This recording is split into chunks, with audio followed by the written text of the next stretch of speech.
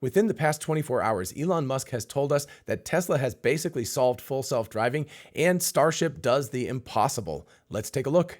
Hey y'all, it's Dr. Know-It-All. Let's start with SpaceX. If you haven't caught my live stream about it, definitely check it out up here. It actually brought me to tears today. If you don't know, the booster and Starship launched this morning from Boca Chica, Texas. The booster soft landed in the Gulf of Mexico, which was a historic first for that booster, but you could argue that the Falcon 9 has been doing this for years. The maximum speed was about 5,500 kilometers per hour, got to about 110 kilometers into space, looped up, did a boost back burn, came down to offshore of Boca Chica, Texas, and landed in the Gulf of Mexico, and then of course just fell in the water. They weren't trying to catch the booster at this point, but as far as we can tell, aside from one engine going out almost at the start of the flight, it was perfect. But then much more historically, coming down from a speed of about 26,000 kilometers per hour from outside the atmosphere, Starship is the first actual launch vehicle, a complete vehicle with the fuel tanks and the engines and the payload bay and all of that kind of stuff to ever get through the atmosphere, coming in at that kind of a speed and make it down to do a soft landing in the Indian Ocean after about an hour. So anyway, it was incredibly historic, really amazing stuff because the front flap was basically melting through. We're going to get to that in just a minute. So let's start with a few posts from Elon Musk about this. He was clearly very excited about this today. He said, "Today was a great day for humanity's future as a spacefaring civilization. Nothing unites us more than working together towards inspiring objectives." And I would say that's true. I actually compared this to the Apollo launches back in the 60s. I wasn't really old enough to experience it, but my parents and their generation say that it really united everyone outside of just the United States. It was, it was an accomplishment for humanity, even at the height of the Cold War. Then moving to the everyday astronaut who was fortunate enough to get an interview with Elon Musk last night. Very, very cool. I'm very jealous of you. Anyway, he said the night before Starship's fourth flight, Elon Musk described one of the main concerns about Starship's heat shield. He turned out to be right, as it was the exact spot that burned through. So if you don't know, the actuators on the fins on the Starship move like this, and it's extremely difficult to protect them, to give them heat protection from the plasma that wants to get in there and burn them up. And that's basically what happened to at least one of the stabilizing fins. Don't know about the other ones because we never actually got to see them, but it did actually survive. Anyway, Elon responded to that saying, "Not a difficult prediction. We will have this nailed for the next flight." And then he said, "Note, a newer version of Starship has the forward flaps shifted leeward. This will help improve reliability, ease of manufacturing, and payload to orbit." So instead of it being directly on the side of the ship, it's going to move up a little bit like this, which will get it away from the maximum amount of heating and should make that area much more safe for the high-speed re-entry. Then Elon shared just one of many just incredible pictures. This is Starship re-entering the atmosphere. This is,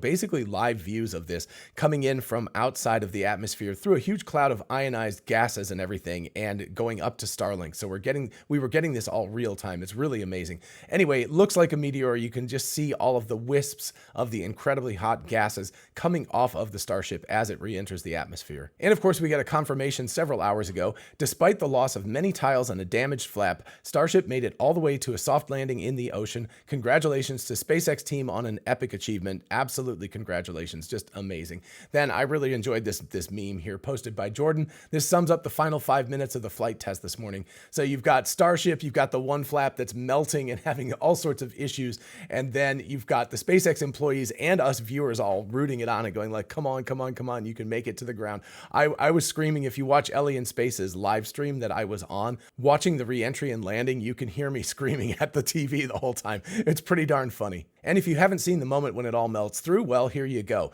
So Brian Krasenstein posted this great video, and Elon said, "Speaks to the incredible resilience of stainless steel at temperature." So basically this thing is, superheating, burning through the tiles, burning through the skin of it and everything, but the stainless steel structure on the inside of the fin actually survives. And of course, you notice he says, "We will further hone our SX30 alloy to withstand even higher temperatures." So they're going to use the data that they get from this to create an even higher temperature resistant stainless steel. But just watching this, I mean, isn't that incredible? It's actually burning right through, and right here, the plasma is escaping through here. And yet, even by the end of the entire flight, the whole flap could still move around. The actuators still worked. It was really a most magical achievement. And now onto the other small news that Tesla has figured out full self-driving, it sounds like. This is something I had sort of predicted earlier because I was saying that Elon Musk and the Tesla full self-driving team can see multiple months into the future, 3, 4, 5 months into the future,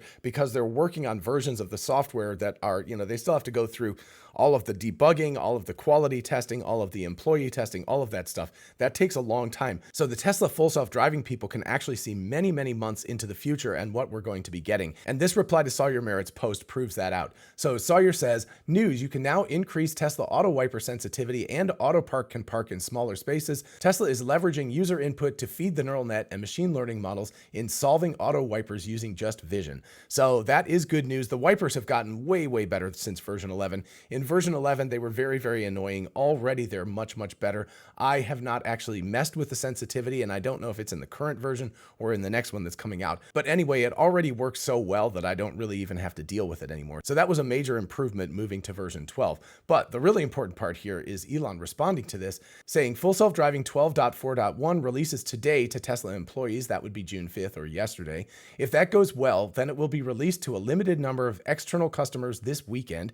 So today is Thursday as I record this. This will go out on Friday. So that means that Omar and some people like him might actually get it on Saturday or Sunday. That's really incredible if things are going well, fingers crossed. It should arguably be called version 13, but we're sticking to 12. I don't know why. I don't know why they don't just move to 13. Anyway, 2 other versions are in earlier stages of testing, 12.5 and 12.6, which could be called versions 14 and 15. We are starting to get to the point where once known bugs are fixed, it will take over a year of driving to get even one intervention. So if you don't think that's a bombshell, then just think about that for a second. A year of an average driver is somewhere between 12 and 15,000 miles. So let's, compromise, call it 13.5 or 14,000 miles. That means we're talking about one intervention per 13 or 14,000 miles.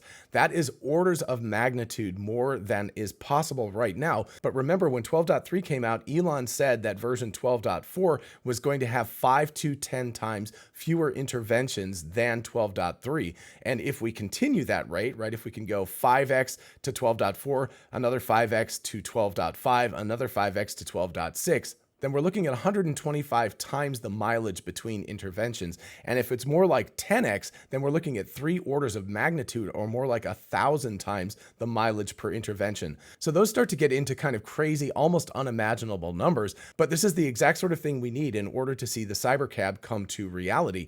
You need a car that's going to be able to drive 10 or 20 plus thousand miles before needing an intervention. Now, even 10 or 20,000 miles with a robotaxi or cybercab is still not enough because those vehicles are going to be traveling 100 to 150,000 miles per year, right? Because they're just driving all the time. They're being used way more than a personal car. So that could still mean like 10 interventions per year if they drive 150,000 miles. But of course, those interventions are so few and far between that I could easily see a small team of people remotely monitoring these vehicles. And if one of them has a problem, they can take over with a joystick or something like that, and they can drive the car out of a bad situation, and it can get back on the road and continue on its merry way. Of course, Cruise and Waymo and others do this right now, but the problem is that Cruise at least was having like an intervention every 2 to 5 miles. So it was very, very frequent. So they needed a large team of people to operate this. And also, of course, Cruise and Waymo and most of the other solutions in China and elsewhere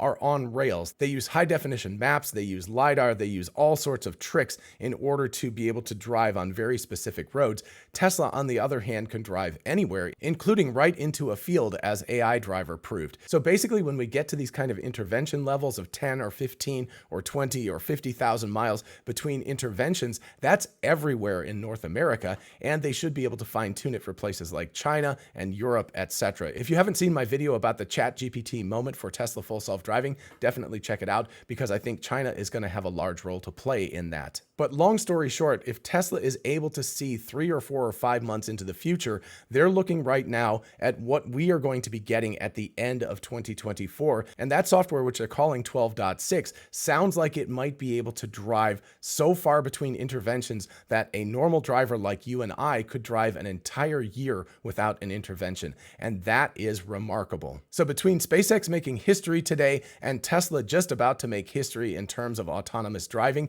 it has been a good week for Elon, and I have a feeling 2024 is going to be a good year for him. them as well. All right, thank you so much for watching. Definitely let me know in the comments what you think about SpaceX's Starship flight today, and also about the full self-driving and autonomous driving future that Tesla is setting up for. While you're down there, if you don't mind liking and subscribing, it really helps out the channel. Thank you so much, and I will see you in the next video. Bye-bye.